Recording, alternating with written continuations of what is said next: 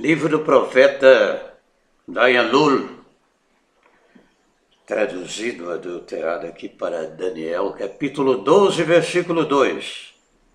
E muitos dos que dormem no pó da terra, muitos, ressuscitarão, uns para a vida eterna e outros para vergonha e desprezo eterno. Qual é a sua situação? Qual é a sua posição? Qual é a sua perspectiva futura? O que você imagina para o seu futuro espiritual? Em qual das duas situações aqui você se enquadra? Que cada um sente dentro da sua alma a sua condição. Eu não estou aqui para julgar ou condenar, não sou juiz, né? Não sou louco de... Não julgueis para que não sejais julgados, não condeneis para não ser condenados. Mas demais sou um cidadão reciclado, né? Pelo meu Salvador querido Yahushua. Mas a própria palavra é o juiz supremo, seremos julgados pela palavra. Até mesmo aquilo que nós proferimos, toda palavra frívola. Eu vejo aí as pessoas usam palavras obscenas, palavrões aí, como se fosse uma coisa assim, aceita, entre aspas. Na realidade, isso é reprovável, completamente reprovável, e vai ser cobrado no dia do juízo final. Sem dúvida alguma, vai ser cobrado.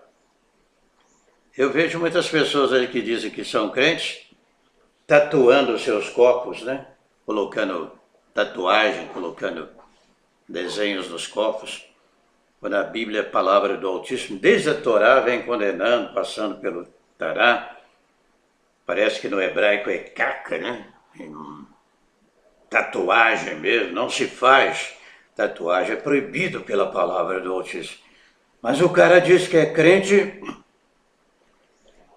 e continua praticando essas coisas.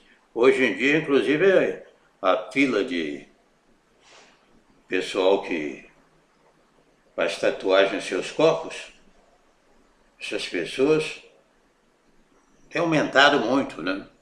Infelizmente, até dentro de igrejas que se dizem evangélicas, crentes, as pessoas apresentando lá, se exibindo lá como cantor, etc., seus corpos todos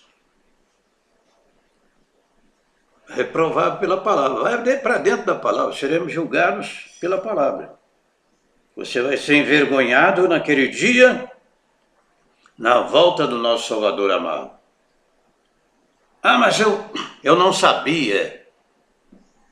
Eu me converti e agora é o que eu faço. Isso aí é uma outra situação. Entendeu? É uma outra situação.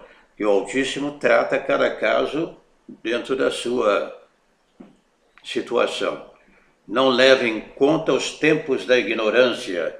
17:30 de Atos. Aquele que está em Yahushua, nova criatura é. Se tiver jeito de retirar, é o ideal, né? É o correto. Mas o que eu faço agora? Eu me converti, sei que é errado, sei que é pecado, e agora eu não consigo tirar. Quem está em Yahushua, nova criatura é. É. Agora você sabe, você tem consciência de que é condenado pela palavra e continua praticando, vai ser desprezado naquele dia. Muitos naquele dia vão dizer, Senhor, Senhor, né? Yeshua, Yeshua, Yahushua, Yahushua, Yehoshua. Em teu nome fizemos muitos milagres. E ele vai responder, nunca vos conheci, apartai-vos de mim, vós que praticais a iniquidade. O reino dos céus é bem definido, bem claro. Não deixa margem de dúvida alguma. Muitos dos que dormem no pó da terra ressuscitarão, uns para a vida eterna, outros para vergonha e desprezo eterno. Apocalipse capítulo 20, a partir do versículo 11, o juízo final.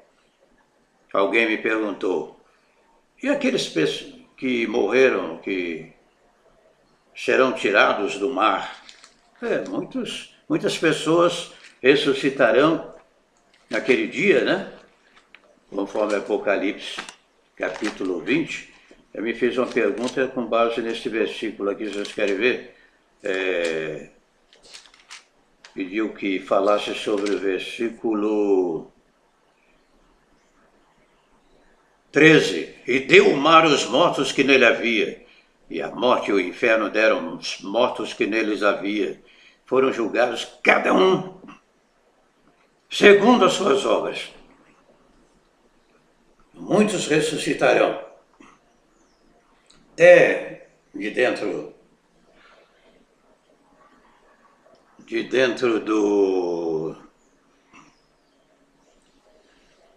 do mar, para estarem ali diante do trono branco e receberem a sentença eterna. Aí vem aquela pergunta de, mas no juízo final haverá salvação? Versículo 15 responde, e aquele que não foi achado escrito no livro da vida foi lançado no lago de fogo. Ao contrário do que alguns pensam, erradamente ensinam, o versículo anterior, versículo 10, diz que serão atormentados de dia e de noite. Não existe essa ideia, essa teoria diabólica de que a alma vai ser extirpada. Não. O desprezo eterno é justamente no estado de consciência. A salvação e o desprezo eterno. Toma como exemplo lá o caso do rico e Lázaro, né? Que muitos também erradamente ensinam como parábola. E nunca foi uma parábola, mas um fato verídico, porque parábola não contém nome próprio. O fato se deu na época de Abraão, né? Abraão. Dentro da própria Torá, reconhecidamente, o texto é reconhecidamente como fidedigno, né? Como de origem autêntica. Ali tem a súplica, né? O rico, implorando para que molhasse em água a ponta do dedo, refrescasse a sua língua através de Lázaro. E quando ele viu que não tinha mais jeito e tal, coisa irreversível, manda alguém à minha casa, tenho 5 irmãos, para que não vá para aquele lugar de tormento, este lugar de tormento, esse lugar de tormento. E a resposta foi bem enfática. Eles têm Moisés, Melchua, Moshe, e os profetas ouçam-nos. Mas se alguém dentre os mortos fosse ter com eles? E a resposta é bem clara no texto lá de Lucas, capítulo 16, é isso mesmo?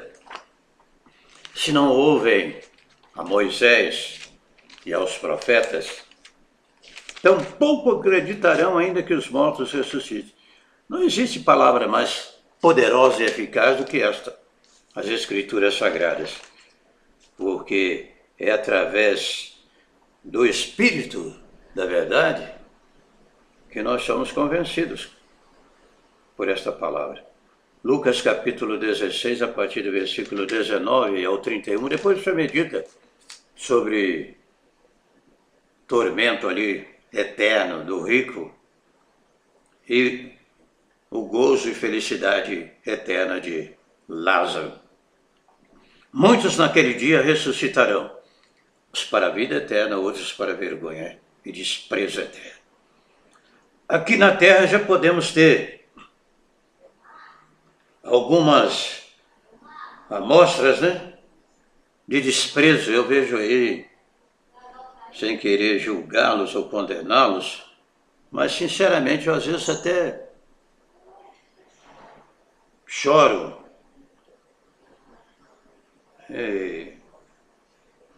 sinto muito preocupado com essas pessoas, não querendo jogar pedra, desmoralização completa, né? Desprezo completo. O cara coloca aí, ó, o outro está comemorando 1 ano de prisão, aí eles estão festejando 1 ano. Entendeu? Pessoas fazem tudo que dá na cabeça, mas depois, eu pergunto, um desprezo desse compensa qualquer riqueza? Compensa. Todos nós deveríamos pensar antes fazer as coisas. As Escrituras afirmam que é inevitável que venham escândalos, mas ai do homem por intermédio de quem vem os escândalos. Está lá em Lucas capítulo 17, versículo 1. Que situação, né? De tantas políticas que, volto a dizer, não estou aí para julgá-los ou condená-los, né? Mas você não vê um deles vindo a público pedir perdão, assim. O único que eu vou evitar de citar o nome aqui, que deu uma demonstração pública com a seguinte frase de arrependimento: o Altíssimo deu, ele tirou, bendito seja o seu nome. Político aí muito antigo, né? Na época que ele foi destituído do seu cargo. Eu não vejo assim uma demonstração de arrependimento da parte desses homens. Estão brincando com coisa séria. Porque não é só aqui. Não é só aqui nesse mundo as coisas. A coisa começa do outro lado. Vejo jovens aí se dizendo satanistas, porque num clima humano, terreno aqui, as pessoas podem aprontar várias coisas, né? Beber, fumar, jogar, adulterar, mentir, roubar, né? Podem, né? Entre aspas, né? Mas a coisa começa do outro lado. Do outro lado. O cara diz que é satanista, né? Mas na hora da partida para a eternidade, ele vai enxergar na frente dele uma escuridão incalculável. E vai começar a ouvir os choros, lamentos, gritos daqueles que estão nas trevas.